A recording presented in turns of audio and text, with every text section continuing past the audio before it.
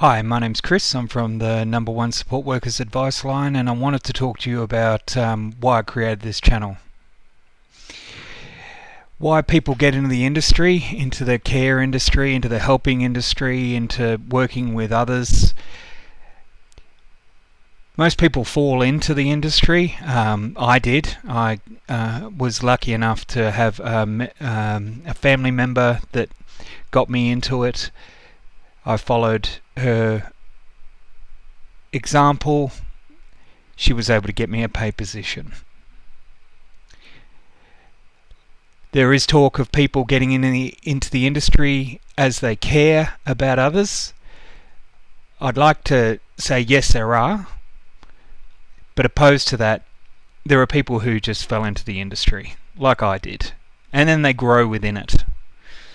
You may have heard of the wounded healer concept, the idea that somebody wants to help others to make themselves feel better. Of course, what may be missing for many years with a lack of maturity, a lack of development, and depending on why they are a wounded healer, it might take them many years to be able to professionally set boundaries, professionally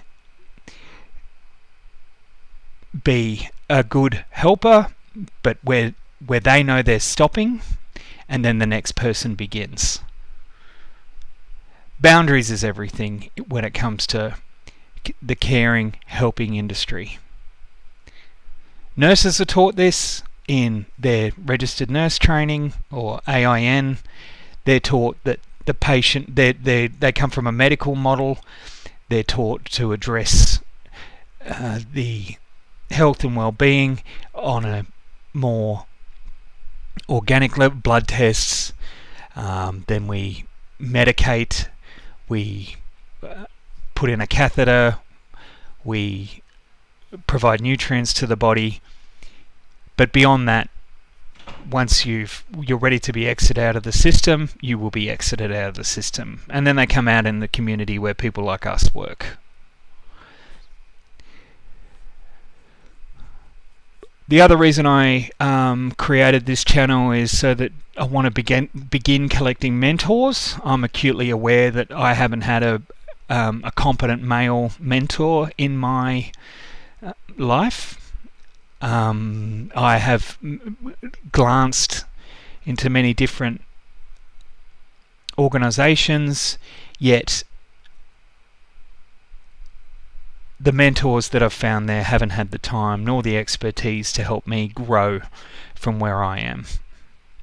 So that's what I'd like to do with this channel, is begin collecting mentors. Other than that, I'd like to become a mentor myself to others in the care industry. Please like and subscribe.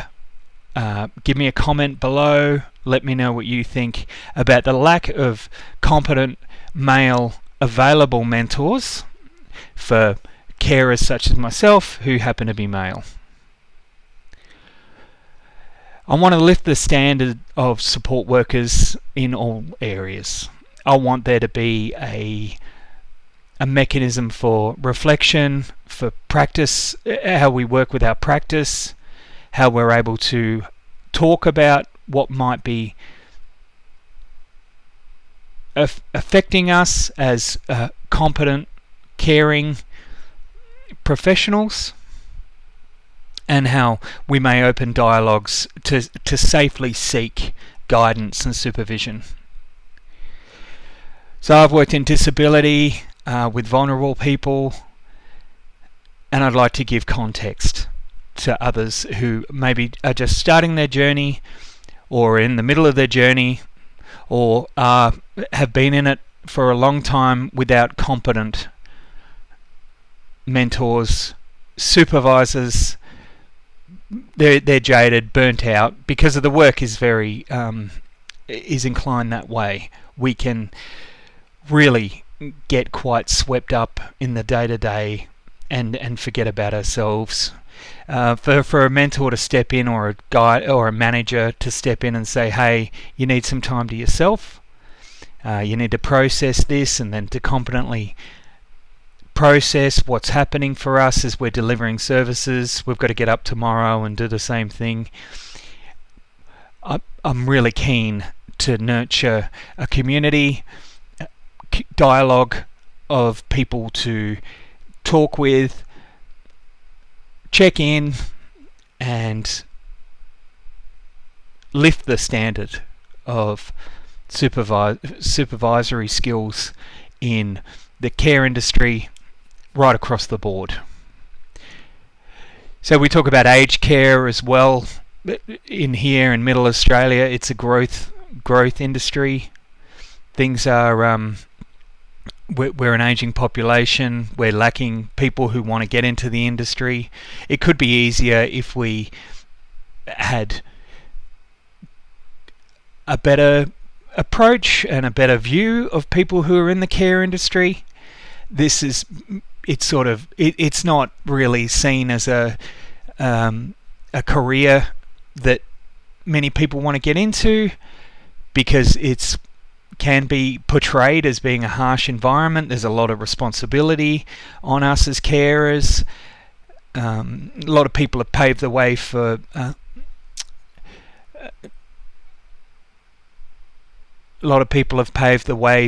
not holding the caring industry in high esteem by way of exploitation, neglect, the siloing of carers in vulnerable people's homes and the control that might occur in there. One example out of South Australia was that a carer had gone unchecked as the person's sole carer for many years, neglecting the client and exploiting them for financial gain. I'd like to be able to say, where was the checks and where were the reviews? Where was the that carer's manager coming in and checking that client was okay with that relationship?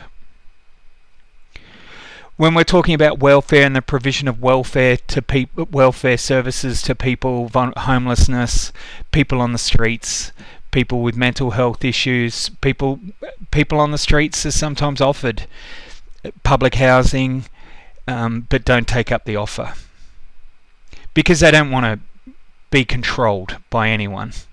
They've lived a lifetime of trauma and control, people trying to help, but people disappearing. There's such an inconsistent approach. I want to talk about interventions for people to build trust and respect and rapport. Same goes with working with alcohol and other drugs. Usually drugs or addiction are the culmination of a lack of connection. The person may have faltered in their family ties, burnt bridges, possibly been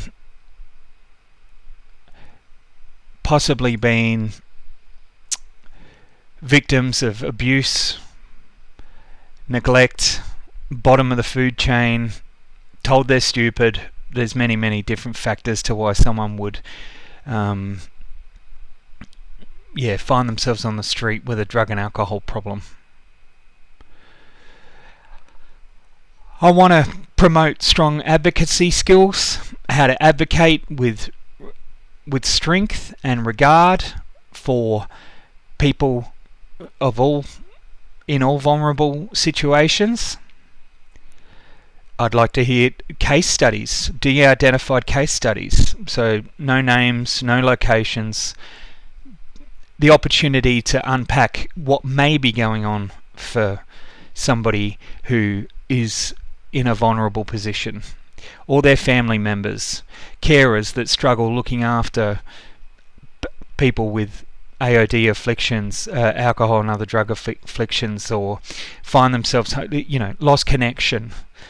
Why they choose not to engage with their family and loved ones. Then referrals to other services, more professional services. There's plenty of sharing of ideas to be had on what might be the best approach for a refugee from a trauma background which displays antisocial behaviour, things to that effect.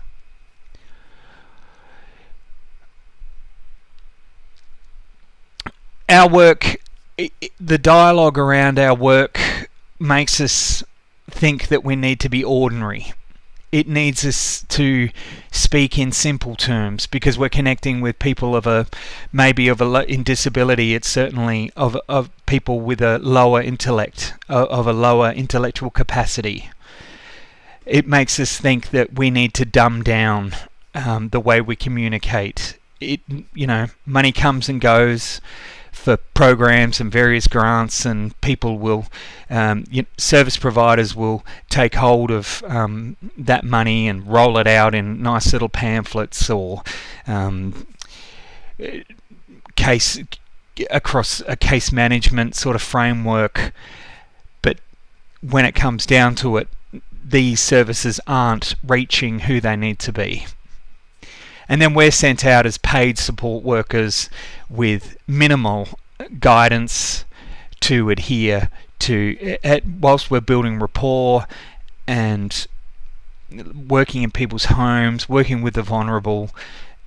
We really need to have a good think about how to be more sophisticated in how to deliver our own personal values, what makes us tick, and how that can conjoin with building respectful relationships with the view to creating better health outcomes, making connections, being able to deal with the family's inner sort of stigma of having a person with a disability or on the street or having an AOD issue, dealing with the regret that might be present, the grief and loss that might be present in how they may feel like they failed their loved one, an individual. And then we as professional government representatives, we are government representatives as we're funded by somewhere, and it's usually